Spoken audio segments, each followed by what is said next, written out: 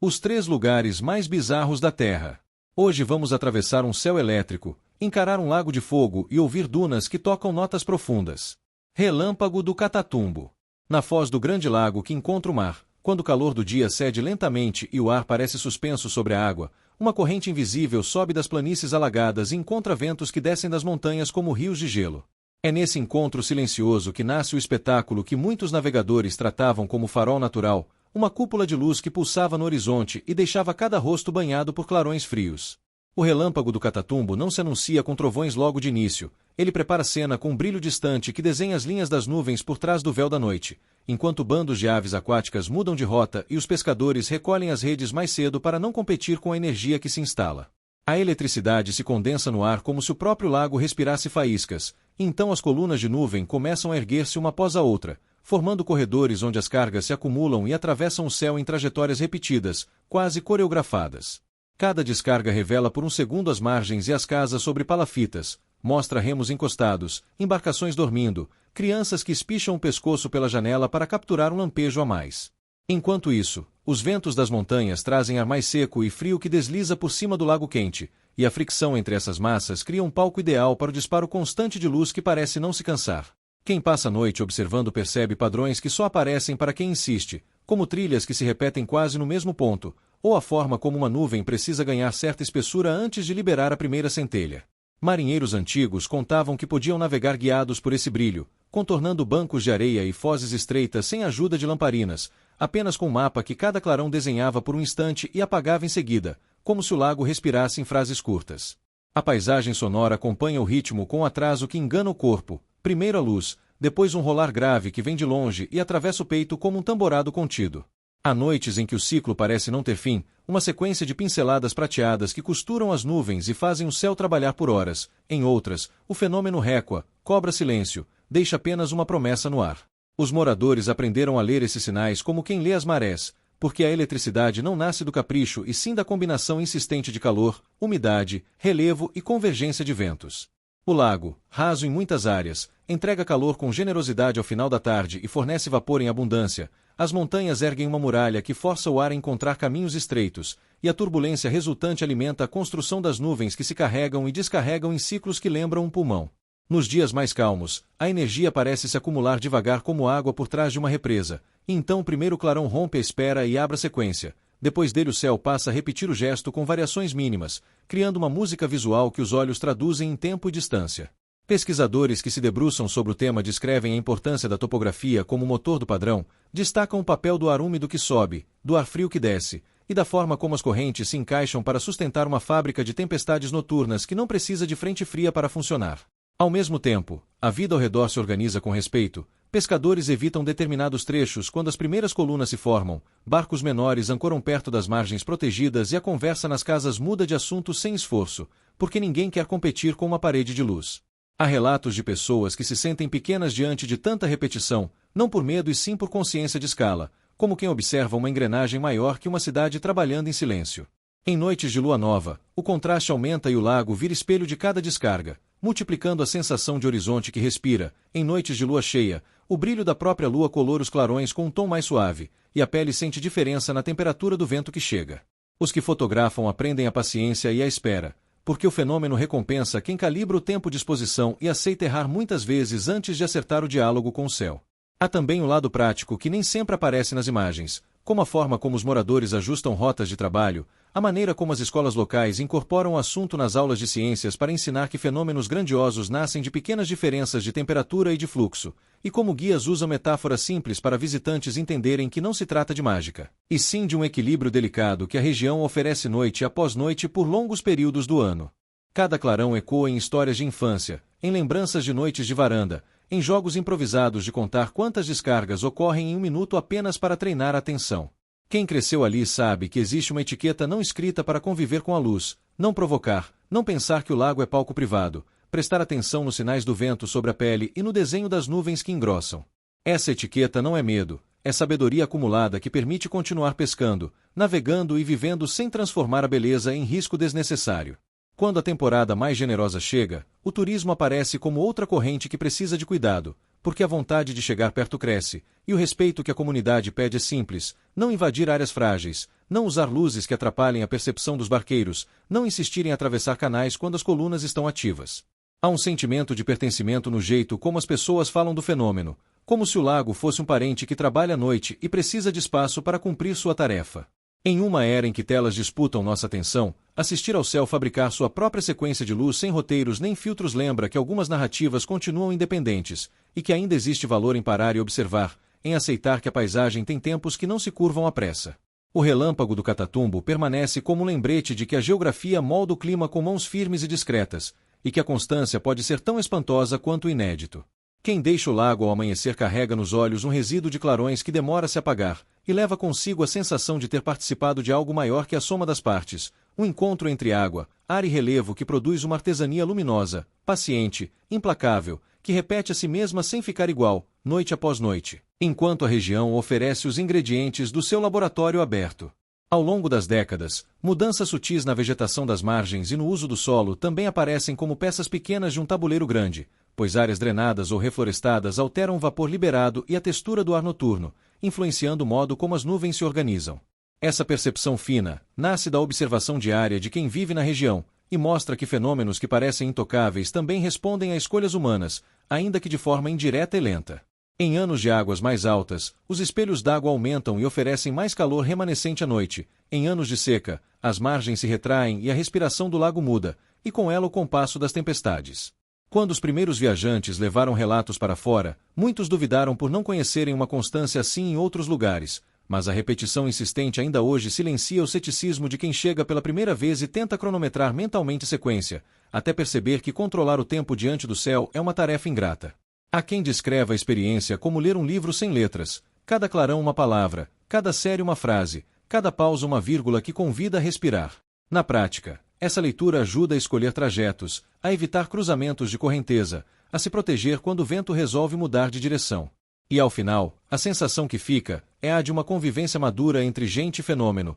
um pacto que não está escrito, mas que se cumpre porque todos ganham quando a luz trabalha sem ser interrompida e a vida segue sem se ferir. Assim, entre o Lago Morno, as montanhas que sopraram ar frio por milênios e a umidade que sobe como se fosse fumaça d'água, o relâmpago do Catatumbo segue tecendo as noites com paciência e disciplina, reforçando a ideia de que a natureza possui oficinas que funcionam sem anúncio e que algumas engrenagens continuam a girar mesmo quando ninguém está olhando, como um relógio antigo que não depende de tomada, apenas de gravidade e equilíbrio. Cratera de Darvaza. Em meio a um deserto vasto que parece respirar calor pelo chão, há uma ferida aberta que não se fecha e que se tornou farol invertido, porque ilumina de baixo para cima e pinta a noite com laranjas e vermelhos que lembram o interior de um forno antigo. A cratera de Darvaza arde com constância que desafia a intuição, um círculo de terra queimada onde chamas dançam sem coreógrafo visível, alimentadas por gás que escapa das entranhas e encontra oxigênio suficiente para se manter vivo por anos, sempre com apetite contido e relâmpagos de intensidade. Quem chega ao cair da tarde sente primeiro o odor queimar a memória, um cheiro metálico e mineral, seguido pelo sopro quente que sobe do centro e empurra o ar para fora, criando uma circulação própria que torna a borda um mirante perigoso e hipnótico. A luz contínua faz o horizonte parecer mais distante, já que o olho se ajusta ao brilho e a noite ao redor escurece em comparação, então o piso de areia ganha contornos de ondas fixas, como se marés de fogo tivessem passado por ali e endurecido a superfície. Há um silêncio curioso no deserto que circunda a cratera, quebrado apenas por estalos quando uma bolha de gás se libera e acende como se alguém tivesse girado um botão, e por ocasiões em que uma rajada de vento inclina as chamas para um lado e revela camadas internas como anéis de uma árvore, só que em brasa. Relatos contam que a abertura nasceu de um colapso de solo durante trabalhos exploratórios, e que a queima foi forma prática de lidar com a fuga de gás, uma decisão técnica que mudou o destino daquele ponto e o transformou em miragem permanente que atrai curiosos. Independentemente da versão sobre os primeiros dias, o que se vê hoje é um equilíbrio frágil entre combustível que sobe e calor que se dissipa no ar seco, um sistema que se alimenta de fuga lenta e evapora aos poucos sua própria duração, como lamparina abastecida por um reservatório profundo. Chegar perto demais é tentação que deve ser combatida, porque a borda tem vontade própria, cede em trechos que parecem firmes, e o vento faz o calor mudar de direção de um segundo para o outro, tostando sobrancelhas descuidadas e lembrando que o deserto não é parque de diversões. Quem observa de distância segura percebe detalhes que passam batido à primeira vista, como o ritmo com que pequenas chamas se combinam em labaredas maiores, ou o modo como fendas na parede interna guiam o fogo como se fossem trilhos. Os guias locais entendem o valor de preparar o visitante para um espetáculo que não deve ser tocado, orientam sobre a aproximação correta, sobre calçados que não derretem com facilidade, sobre a necessidade de levar água suficiente em um lugar que drena a umidade do corpo sem cerimônia. Quando o sol se esconde, a cratera parece ganhar voz e presença, porque a luz quente passa a pintar as faces de quem se aproxima com sombra subindo de baixo, um ângulo raro que cria sensação de histórias contadas ao redor de uma fogueira, só que em escala maior e com um halo de perigo que pede prudência. Há quem insista que o fogo tem humor, porque em algumas noites as línguas são pequenas e espessas, em outras elas se erguem finas e rápidas, uma dança que depende de variações de vento e do ritmo em que o gás encontra saída pelos poros do solo. Acampar a certa distância é maneira de entender o deserto em camadas, o frio que chega de madrugada apesar do inferno à vista, o céu que desaba em estrelas quando o olho se acostuma, a percepção de que a cratera gira como um relógio sem ponteiros, já que o brilho varia e marca o tempo por contornos. Há um aspecto pedagógico poderoso ali, porque o visitante entende na pele que a superfície do planeta não é tampa sólida e imutável, e que pequenas decisões técnicas podem transformar o relevo em algo novo e duradouro. Para quem trabalha com risco industrial, a cratera funciona como lembrete monumental de que toda operação extrativa conversa com a geologia, e que o subsolo guarda pressões que exigem respeito e redundância. Ao mesmo tempo, a atração turística precisa de regras que evitem a banalização do perigo, com faixas de contenção, monitoramento e orientação clara em várias línguas, porque a curiosidade humana sempre empurra mais um passo para dentro quando o fogo parece perto e o vento dá uma trégua. O deserto em volta não perdoa distrações, a ausência de sombras durante o dia aumenta a sensação de exposição, e a luz crua do meio da tarde achata a paisagem, fazendo a cratera parecer menor do que é uma ilusão que se desfaz quando a noite cai e o brilho chama de volta a atenção como farol de náufragos em areia. Em termos sensoriais, a experiência fica gravada por múltiplas entradas, o calor que sobe como respiração, o ruído sutil de combustão contínua, o ressecamento dos lábios em poucos minutos, o cheiro que fica na roupa, a cor das fotos dominada por tons de cobre e âmbar. Para além da estética, há a reflexão inevitável sobre o tempo, porque cada chama que se ergue hoje é a tradução de uma história profunda de acumulação de gás em rochas porosas, de pressões que demoraram eras para se formarem, de acidentes geológicos que criaram a trilha pela qual o combustível sobe. Assistir a esse processo a céu aberto, sem a mediação de tubulações que escondem o caminho, ensina de maneira direta que a energia tem geografia, e que nossos usos sempre dialogam com essa geografia, às vezes de maneira harmoniosa, às vezes com ruídos que deixam cicatrizes luminosas. Quem deixa a cratera de madrugada carrega uma calma pesada, fruto da consciência de que o fogo também pode ser paisagem estável quando encontra um fluxo que o alimente, e de que o deserto guarda uma capacidade singular de conservar espetáculos que em outros ambientes já teriam sido abafados por chuva constante, vegetação densa ou intervenções apressadas. Na despedida, quando o brilho fica para trás como uma ilha de luz cercada por sombras, resta uma impressão difícil de pôr em palavras, uma mistura de respeito e estranheza que faz o visitante rever escalas mentais e reconhecer que a superfície do planeta é viva e, em alguns pontos, escreve em letras de fogo. Durante o dia, a visão é menos dramática e ainda assim, desconcertante, porque o calor que sobe distorce o ar como água fervendo, criando miragens que fazem o fundo parecer mais próximo e a borda mais larga, truques óticos que já derrubaram a confiança de muitos passos incautos. Os veículos que alcançam a área levantam poeira fina que se deposita em tudo, e essa poeira ganha brilho quando o sol encontra o ângulo certo, fazendo a paisagem parecer coberta por uma película microscópica de vidro moído. Os moradores das vilas distantes falam da cratera como quem fala de um vizinho excêntrico, alguém que não pede nada, mas exige etiqueta, e que de tempos em tempos reserva pequenas surpresas, como um aumento repentino no barulho do fogo quando o vento muda, ou uma sequência de estalos que lembram madeira estourando, embora não haja madeira alguma, apenas o piso mineral liberando bolhas. Em noites de tempestade distante, raios podem recortar nuvens sem que a chuva alcance o deserto, e a cratera responde com um brilho que parece mais vivo, não por reação direta, e sim porque o contraste entre a luz do céu e a luz do solo cria uma cena rara, dupla, que prende o olho em duas alturas. Há também histórias que crescem nas bordas, sobre pessoas que tentaram testar a força do calor jogando objetos para dentro e se arrependeram da infantilidade assim que viram as chamas engolir tudo, um lembrete de que o espetáculo não é brinquedo. Guardiões informais da área se revezam em orientar visitantes, muitas vezes sem uniforme, movidos pela consciência de que basta um passo errado para transformar curiosidade em tragédia. Para os que estudam o subsolo, o local oferece pistas sobre a dinâmica do gás em rochas sedimentares,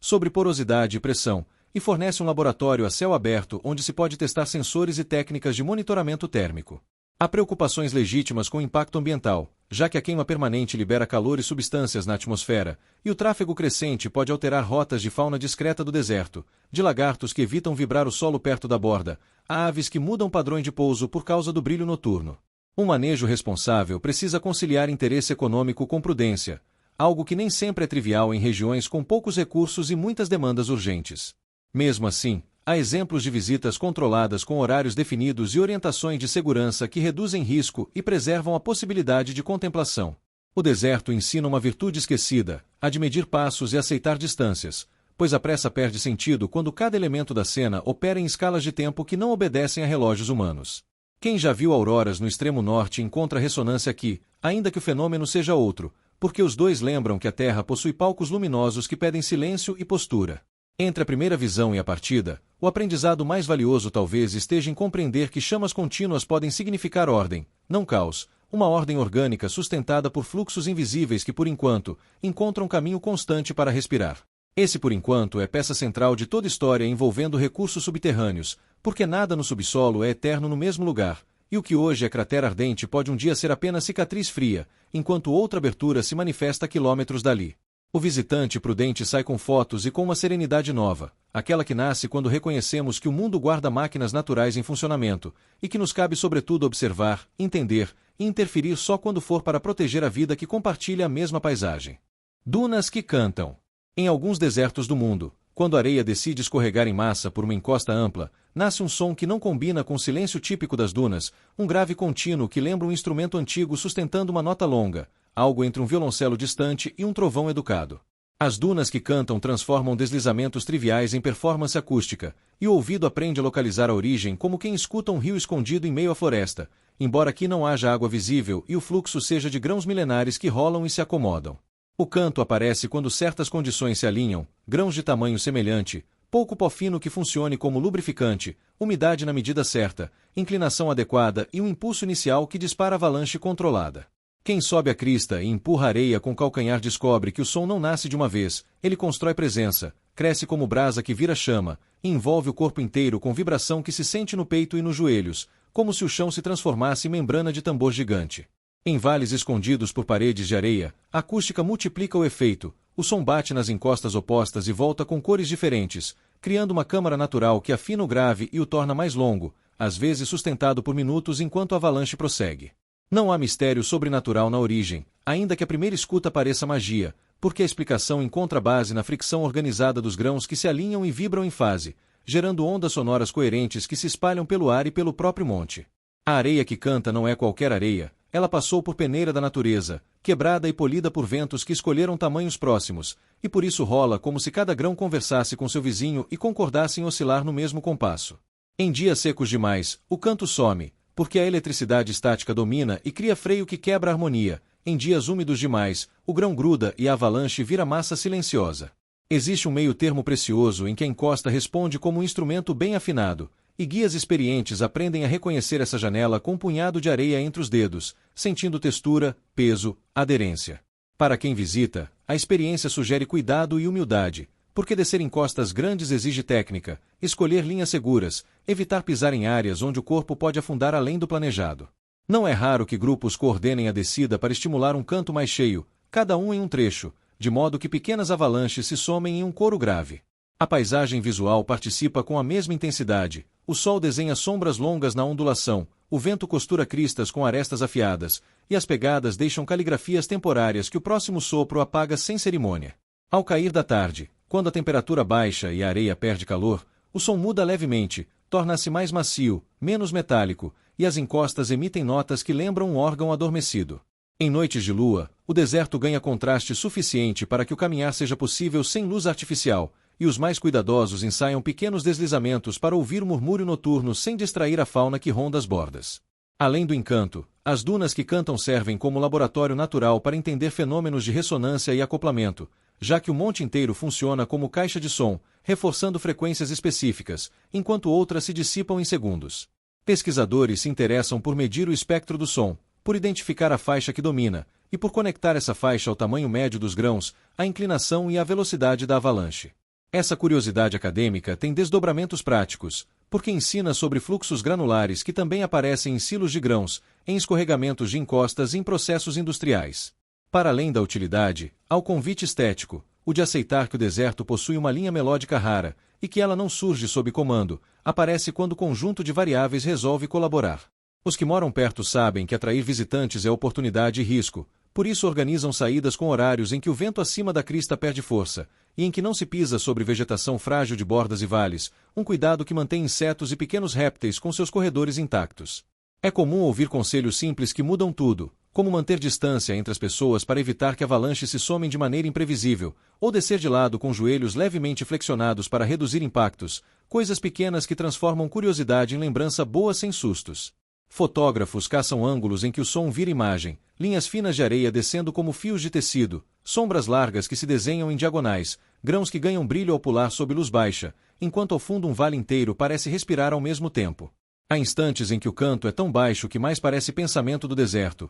em outros, a nota sustenta volume que cobre conversas e faz os corpos pararem só para sentir a vibração passando de sola em sola. Quem volta para casa com a experiência gravada percebe que não se trata de exotismo e sim de física em estado puro, traz consigo a lembrança de uma aula ao ar livre em que a matéria fala com voz própria sem precisar de instrumentos feitos por mão humana. O mais interessante talvez seja entender que há dunas silenciosas vizinhas das que cantam, e que a diferença não é evidente a olho nu, o que acrescenta um elemento de busca e descoberta visita, um pequeno trabalho de detetive que torna o momento do primeiro som ainda mais marcante. Nas épocas em que o vento redesenha a crista noite após noite, a voz da duna muda ligeiramente, porque variações no perfil e na compacidade alteram as condições de ressonância, e esse detalhe ensina que nada no deserto é estático mesmo quando tudo parece igual. Há uma ética silenciosa nesse encontro, há de se retirar sem deixar marcas além das pegadas que o vento apagará, e de aceitar que algumas belezas pedem retorno em vez de captura, já que a memória sonora é mais fiel do que qualquer gravação que um celular apressado conseguiria recolher.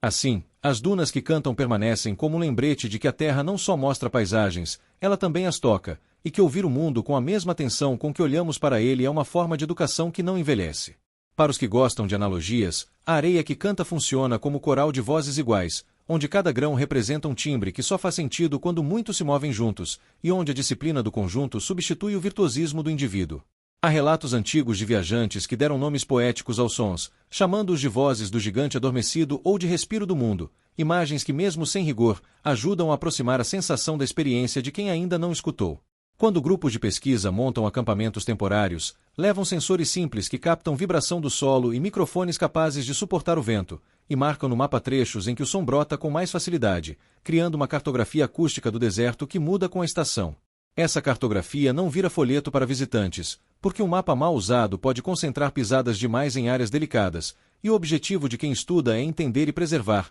não transformar a duna em palco permanente. De manhã cedo, quando a temperatura ainda está agradável, o som quase não aparece, e quem insiste aprende que não se força música de areia com cabeçalho de horário, é preciso esperar a combinação certa, aceitar que há dias que não cantam, e que isso também é parte da graça. À noite, quando o vento arruma o topo com pente fino, o deserto se prepara para o próximo coro, e a escuridão ajuda o ouvido a perceber nuances que o olho distrairia. Em termos de segurança, vale repetir o óbvio que sempre salva vidas, manter distância das bordas onde a duna cria cornijas frágeis, evitar subir em ritmo que exija pausas longas no topo sem hidratação, comunicar o trajeto a alguém que não esteja no grupo, levar lanterna para o caso de retorno tardio e, mais importante, saber a hora de desistir quando o corpo pede descanso. Esse cuidado não diminui a poesia do lugar, ao contrário, amplia, porque permite que o visitante retorne e recomende a experiência sem converter memória em susto. No fim, a lição mais duradoura das dunas que cantam talvez esteja no entendimento de que som e paisagem formam pares mais frequentes do que imaginamos,